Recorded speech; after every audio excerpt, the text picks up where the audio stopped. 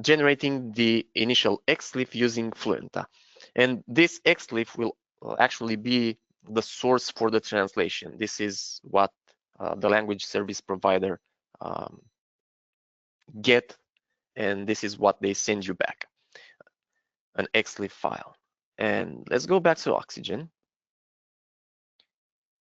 In order to generate an XLIFF file, again, you can go in the data map anywhere in these topic references, or you can even go to the project view on the data map.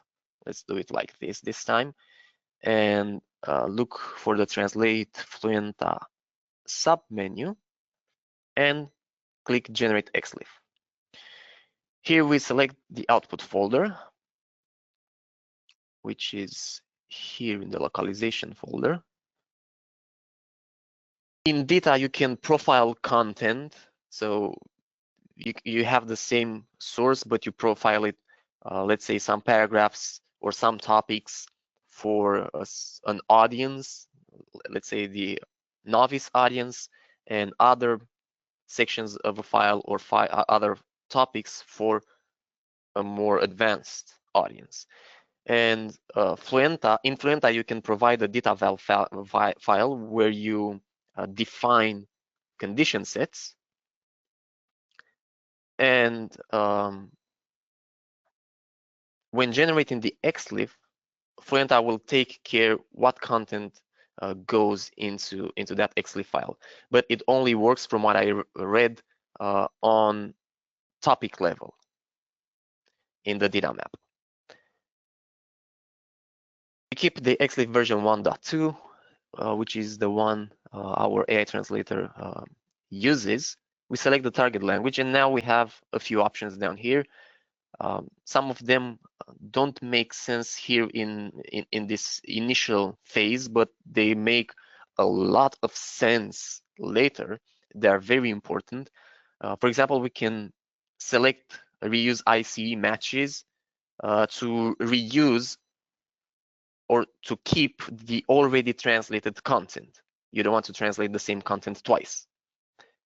Then we would use the translation memory of this project when generating the XLIFF to use the already existing translations for newly added content that may be similar to the previous content. And Fluenta would suggest using a translation, an existing translation, and it will give you a match percentage. It will say something like, this translation is 80% of what you need. With Fluenta and with XLIFF, you can also translate SVG files. So if you use SVG images that have text inside, you can also include that text, or you could ignore it if you want to, but normally you would translate that, right?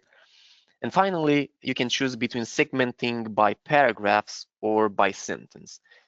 This means whether you want in the XLIFF file to have your content split and then translated sentence by sentence or paragraph by paragraph. And of course, segmenting by paragraphs is better because paragraphs give you more content, more context.